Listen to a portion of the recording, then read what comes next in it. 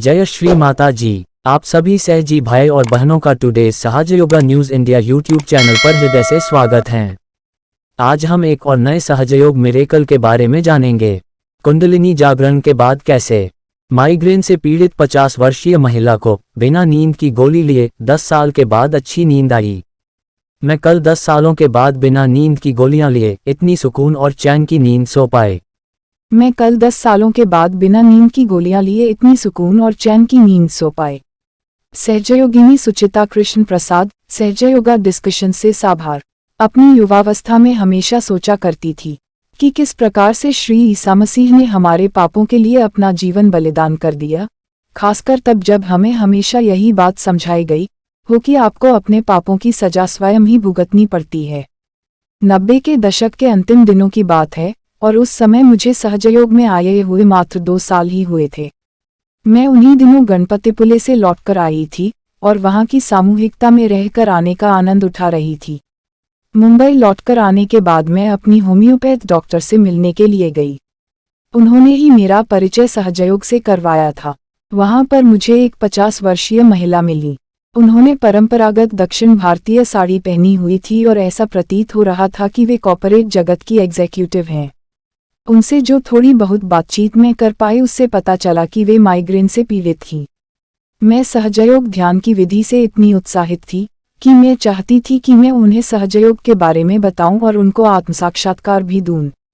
वैसे मेरी होम्योपैथ इस बात से ज़्यादा आश्वस्त नहीं थी, लेकिन मेरी बच्चों जैसी जिद के कारण उन्होंने मुझसे कहा कि चलो तुम कोशिश करके देख लो, और मुझे एक दूसरे कमरे में जाकर इस कार्य को करने को कहा। मैं उन महिला के साथ दूसरे कक्ष में चली गई। मैंने उनके सामने श्री माताजी का एक छोटा सा फोटोग्राफ रखा और उनसे कहा कि वे अपना बायां हाथ अपने बाएं हृदय पर रखें और मां से प्रार्थना करें। कुछ ही क्षणों में उनको ठंडी हवा का अनुभव होना शुरू हो गया। शुरुआत में ये हवा गर्म थी, लेकिन लॉर्ड्स प्रेयर पढ़ने के कुछ देर के बाद ये हवा ठंडी हो गई। वह महिला बेहद प्रसन्न हो गई।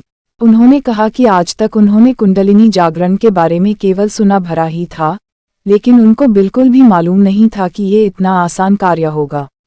उन्होंने कहा कि वे इसी बात पर मुझे ट्रीट देना चाहती हैं, तो हम लोग पास ही के एक रेस्टोरेंट में चले गए और हमने वहां खाना खाया। उन्होंने अपने जीवन की कुछ महत्वपूर्ण घटनाओं को भी मेरे साथ शेयर किया।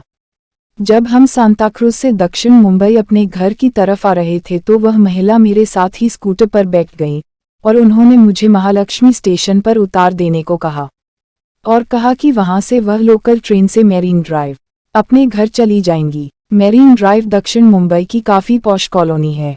मैंने उनके कहे अनुसार ही किया और अपने घर हाजी अली वापस आ गई।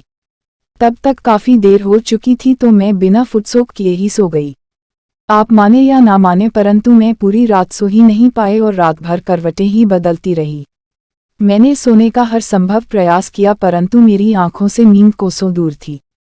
अगले दिन सुबह जब मुझे अपनी दवा की सुबह की डोज लेनी थी तो मैंने देखा कि मेरे पास तो दवा का गलत पैकेट आ गया था।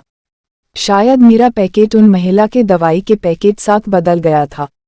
मैंने अपनी डॉक्टर से इस बारे में बात की तो उन्होंने मुझे उस महिला का फ़ोन नंबर दिया और कहा कि हो सकता है मेरे दवा का पैकेट उन महिला के दवाई के पैकेट के साथ बदल गया होगा।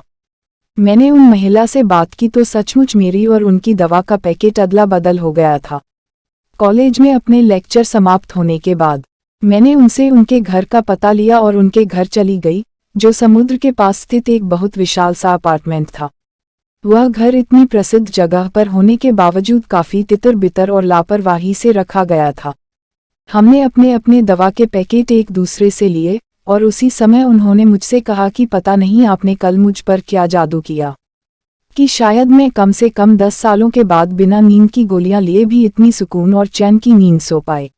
उसी समय मेरा माथा ठनका कि ओह, तो इसीलिए कल रात भर मैं अपने बिस्तर पर करवटें बदलती रही थी। उसी शाम को हमारा साप्ताहिक ध्यान सत्र था जो समुद्र के किनारे था, क्योंकि जिस हॉल में हम पहले ध्यान किया करते थे वह किसी और कार्य के लिए बुक था। जब मैंने पिछली शाम का अपना अनुभव वहां पर कुछ अनुभवी सहयोगियों के साथ शेयर किया तो उन्होंने मुझको बताया कि किसी को भी आत्मसाक्षात्कार देने के बाद फुटसोक अवश्य करना चाहिए। तभी मुझे तुरंत समझ में आ गया कि कुंडलिनी माँ किस प्रकार से कार्य करती हैं। मैंने ये भी जान लिया कि ऐसा क्यों कहा जाता है कि ईसा की मृत्यु हमारे पापों के कारण हुई। मैं एक बार फिर से परम पूज्य श्री माताजी की अत्यंत आभारी हूँ कि उन्होंने हमें अपनी परेशानियों को दूर करने के बहुत से तरीके बताए हैं। जय श्री माताजी।